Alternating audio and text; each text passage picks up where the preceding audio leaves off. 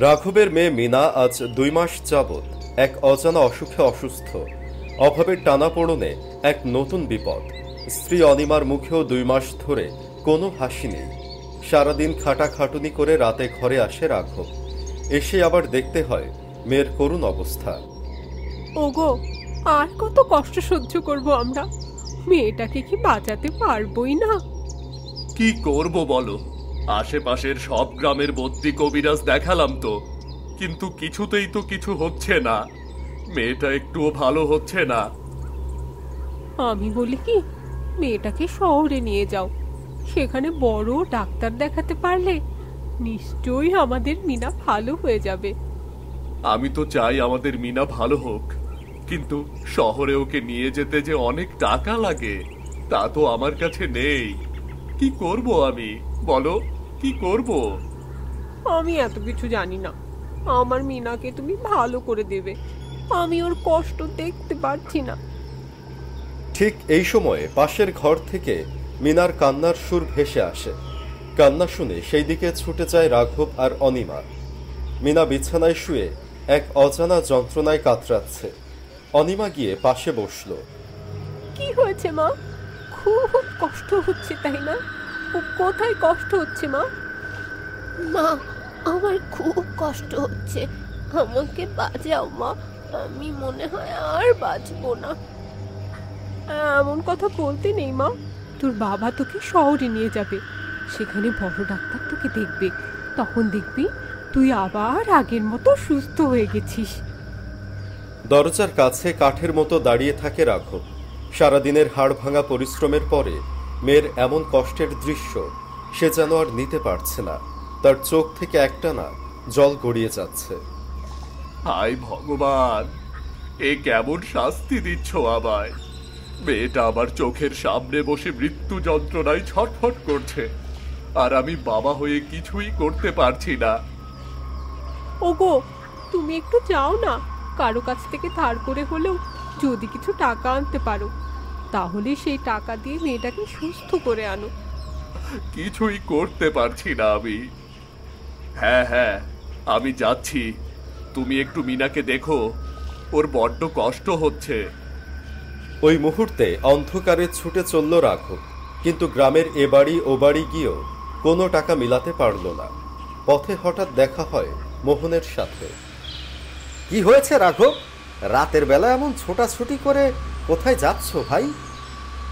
দাদা, আমার মস্ত বড় বিপদ। আমাকে একটু সাহায্য করো, না হলে আমার মেয়েটাকে যে আর বাঁচাতে পারবো না। হ্যাঁ বলো, কি করতে হবে? তোমার মেয়ে কেমন আছে এখন? ভালো নেই দাদা, সেই সন্ধ্যা থেকে যন্ত্রণায় ছটফট করছে। ভাবছি কাল ওকে নিয়ে শহরে যাব, কিন্তু তার জন্য তো টাকা লাগবে।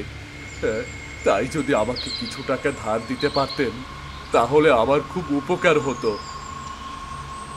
সবই বুঝতে পারছি, কিন্তু ভাই আমার অবস্থার কথা তো জানো। এই মুহূর্তে তোমাকে দেওয়ার মতো কোনো টাকা আমার কাছে নেই। হায় হায়, এখন আমি কি করব? কার কাছে যাব? মেয়েটাকে কি আমি বাঁচাতে পারবো না? তুমি গ্রামের আরো কয়েকজনের কাছে খোঁজ করে দেখো, ভাগ্য ভালো থাকলে পেয়ে যাবে। আসি গো ভাই, এই একটু তাড়া আছে। মোহন চলে যেতেই রাঘব আবার পাগলের মতো ছুটে চলল গ্রামের এ প্রান্ত থেকে ওই প্রান্তে। একসময় ভোর হয়ে যায়, কিন্তু রাঘব একটা টাকাও জোগাড় করতে পারে না।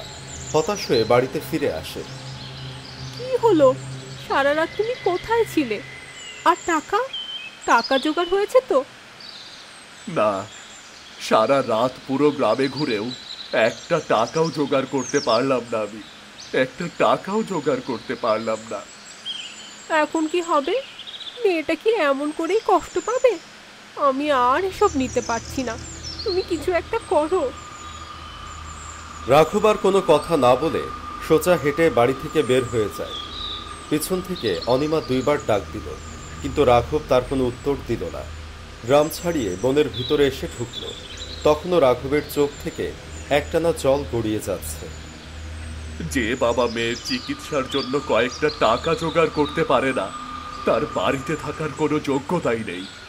যাব না আমি ওই বাড়িতে, আমি আর যাব না।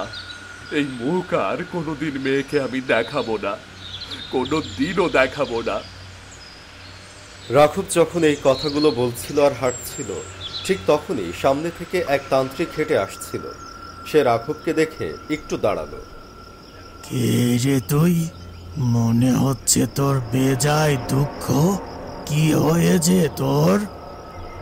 আপনি ঠিক ধরেছেন বাবা, আমার বড় দুঃখ। আমার মেয়েটা অসুখে ছটফট করে যাচ্ছে, আর আমি বাবা হয়ে কিছুই করতে পারছি না।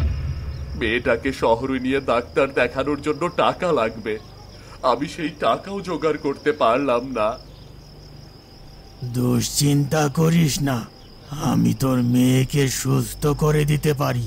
তবে পথটা যে বড্ড কঠিন। তুই কি পারবি?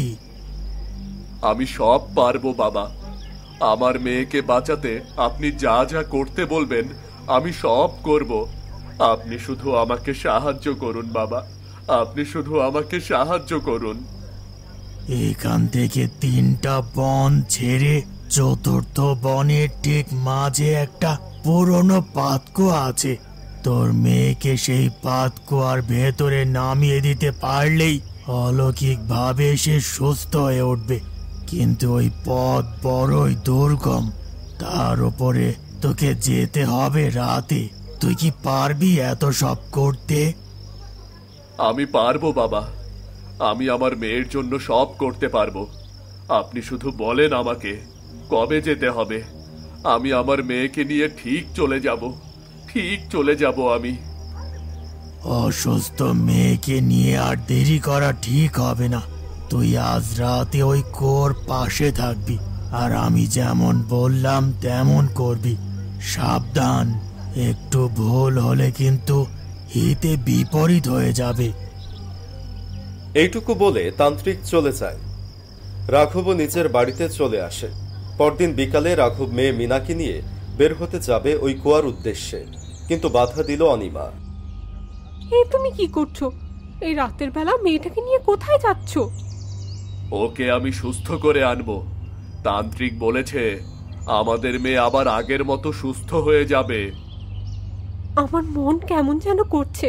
তুমি ওকে নিয়ে যেও না, দরকার হয় শহরে নিয়ে যাবে, কিন্তু ওই তান্ত্রিকের কথায় তার কাছে নিয়ে যেও না। শহরে নিতে অনেক টাকার দরকার, সেই টাকা কোথায় পাবো? আমাকে বাধা দিও না, আমি ঠিকই ওই তান্ত্রিকের কাছ থেকে আমার মেয়েকে সুস্থ করে নিয়ে আসবো। অনিমার রাঘবকে আটকাতে পারল না। রাঘব তার মেয়ে মিনাকে কাঁধে নিয়ে বেরিয়ে গেল।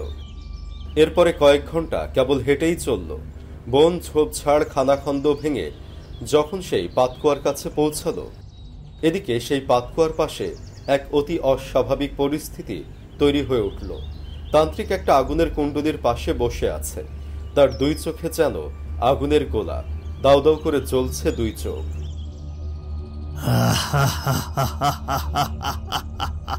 এবারে ডাকিনী মহাবিদ্যা জয় করব এই আমি, নরবলি। হে ডাকিনী, তোমার জন্য নরবলির ব্যবস্থা করেছি।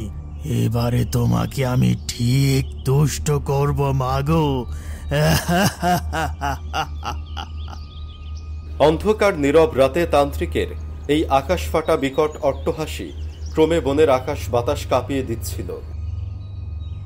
হ্যাঁ, এই তো বাবা ধ্যানে আছেন, আর ওই তো ওই পাতকুয়া। এবারে এখানে নামিয়ে দিলেই আমার মিনা আবার সুস্থ হয়ে যাবে। যেমন ভাবা তেমন কাজ।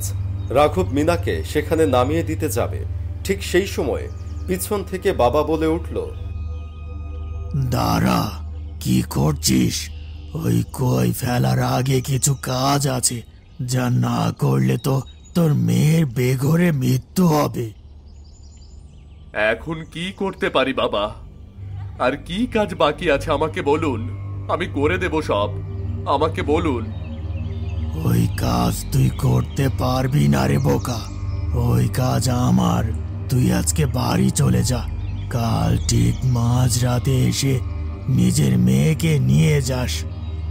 কিন্তু বাবা, আমি তো... তুই আমাকে বিশ্বাস করতে পারছিস না? আমাকে? ঠিক আছে, নিয়ে যা তোর মেয়েকে। আমি এত সন্দেহের ভেতরে থাকতে চাই না। না বাবা, আমার ভুল হয়েছে। আমি আপনাকে আর কোনো সন্দেহ করব না। আমার মেয়েকে আপনি ভালো করবেন। আমি আসি তাহলে। কাল আমি এসে মেয়েটাকে নিয়ে যাব। রাঘব তান্ত্রিককে প্রণাম করে চলে গেল। সে চলে যেতেই আবারও আকাশ ফাটা চিৎকারে ফেটে পড়ল তান্ত্রিক। সামনের আগুনের কুণ্ডলী আরো জোরে জোরে জ্বলতে শুরু করলো। আয় আয় মাতা ডাকিনী, আজ তোকে তুষ্ট করার দিন, আমার ডাকিনী বিদ্যা লাভ করার দিন। আয় মাতা ডাকিনী, আয়। ঠিক সেই মুহূর্তে ওই পাতকুয়া থেকে একটা সাদা ছায়া এসে তান্ত্রিককে ঘিরে ঘুরতে লাগলো। তাতেই এত জোরে বাতাস বইতে লাগলো যে আশেপাশের শুকনো পাতা আর ধুলাবালিও ঘুরতে লাগলো। একসময় ওই সাদা ছায়া একটি বিশ্রী কদাকার নারী রূপ ধারণ করে। একটা নয় রে মূর্খ, 2টা প্রাণ চাই। আমি 2টা প্রাণের বলি চাই, তা না হলে আমি তোকে বলি দিয়ে আমার তৃষ্ণা মেটাবো। না মা, আমি আরো একটা লোক এনে দেব। একসাথে 2টা বলি তুমি পাবে মা। একটা দিন, হ্যাঁ একটা দিন অপেক্ষা করো মা। কাল মাঝরাতেই তোমার জন্য 2টা নরবলি হবে মা। আবারও সেই সাদা ছায়া হয়ে যায় ওই বিকট কদাকার নারী মূর্তি। এরপরে আবারও ওই পাতকুয়ার ভিতরে মিলিয়ে যায়। পরদিন সকালে রাঘবের বাড়িতে কান্নাকাটির রোল পড়ে যায়। মিনাকে রেখে আসার কথা কিছুতেই মানতে পারছে না অনিমা। তুমি আমার মেয়েকে এনে দাও, আমি ওকে আমার কাছে চাই। ওই তান্ত্রিকের কাছে আমি যেতে বারণ করেছিলাম, তুমি আমার কথা শুনলে না। তুমি বৃথা ভয় পাচ্ছ। এমন কোনো ক্ষতি হবে না আমাদের মিনার। তান্ত্রিক বাবা বলেছেন আজ মাঝরাতে গিয়ে যেন আমি মিনাকে নিয়ে আসি, ততক্ষণেও সুস্থ হয়ে যাবে। অনিমা কোনো কথা শুনছিল না রাঘবের। সে একটানা কান্না করে যাচ্ছে। ঠিক এই সময় মোহন এসে বারান্দায় দাঁড়ায়। সব শুনে তার কপালেও দুশ্চিন্তার ভাঁজ দেখা যায়। কি যেন একটা চিন্তা করে বলে, না রাঘব, কাজটা তুমি একেবারেই ভালো করনি। ওই তান্ত্রিকের কথা আমি আগেও শুনেছি। বনে বাদরে একা লোক পেলে তাকে ভুলিয়ে ভালিয়ে নিয়ে যাওয়ার চেষ্টা করে, আর তুমি তার কাছে নিজের মেয়েকে রেখে এসেছো। দেখো দাদা, আমাদের ব্যাপারে তোমার নাক না গলালেও চলবে। সেদিন কিছু টাকা ধার চাইলাম, তা তো দিলেই না। এখন এসেছো পেছনে লাগতে। ঠিক আছে ভাই, তোমার যা ভালো মনে হয় তুমি করো। আমি শুধু শেষবারের মতো বলে গেলাম, কাজটা একদমই তুমি ঠিক করনি। ভালো চাও তো মেয়েকে এখনই গিয়ে নিয়ে আসো। রাঘব কারো কথা শুনল না। মোহনকে এক প্রকার বাড়ি থেকে বের করে দিল। মোহন বেরিয়ে গেলে তার পিছু নেয় অনিমা। কিছু দূর গিয়ে তাকে ডাক দেয়। এরপরে কেঁদে কেটে বলে, দাদা, ওর মাথা ঠিক নেই, কি থেকে কি করে ফেলেছে নিজেও জানে না। আপনি আমাদের সাহায্য করুন, আমার মেয়েটাকে বাঁচান। হ্যাঁ তা করব, কিন্তু ওই রাঘব তো এখন কোনো মতেই মেয়েকে আনতে রাজি হবে না। আর কোথায় যে ওই তান্ত্রিকের ডেরা সেটাও বলবে না। তাহলে উপায়? আমার মেয়েটাকে কি আমি আর জীবিত দেখতে পাবো না দাদা? এতটা ভেঙে পড়ো না। যা করার রাতে করতে হবে। রাতে যখনও বের হবে তখন ওর পিছু নিতে হবে। এরপরে যা করার করতে হবে।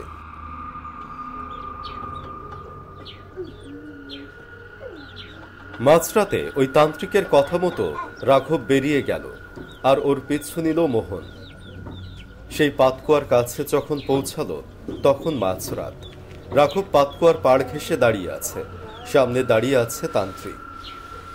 বাবা, আমি এসেছি। আমার মেয়ে কোথায়?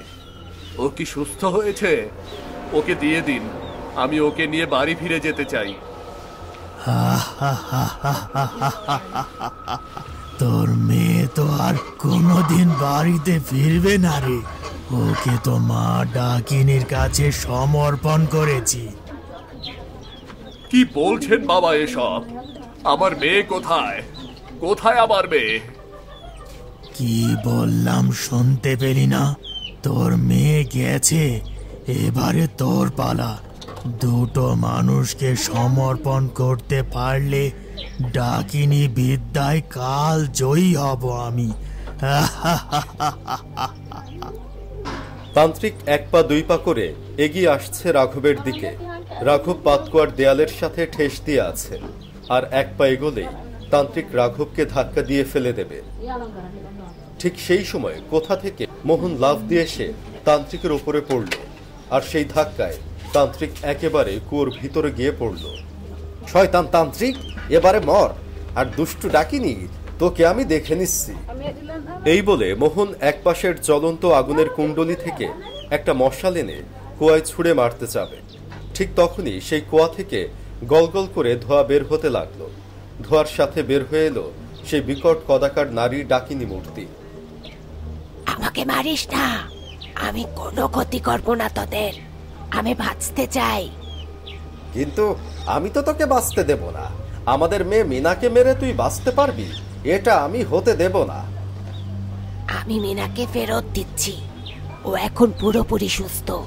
আমি কোনো অসুস্থ মানুষ গ্রহণ করি না, তাই আগেই সুস্থ করে নিয়েছি। দয়া করে আমাকে ছেড়ে দে। বলতে বলতে কুয়ার ভিতরের ধোঁয়ার কুণ্ডলি থেকে বেরিয়ে এলো মিনা, ঠিক আগের মতোই সুস্থ হয়ে গেছে। মোহন আগুনের মশালটা ফেলে দিতেই ডাকিনীটা ধোঁয়ার কুণ্ডলি নিয়ে অন্ধকারে মিলিয়ে গেল। আমায় এত বড় বিপদ থেকে তুমি বাঁচালে দাদা, আর আমি তোমাকে ভুল বুঝে কতই না কথা শুনিয়েছি দাদা। এতে আমি কিছুই মনে করিনি ভাই। মেয়েটাকে আবার সুস্থ অবস্থায় দেখে আমার খুবই ভালো লাগছে। চলো এখন আমাদের জঙ্গল ছেড়ে তাড়াতাড়ি চলে যেতে হবে। তিনজনে অন্ধকারের চাদরে হাঁটতে হাঁটতে দূরে মিলিয়ে যায়।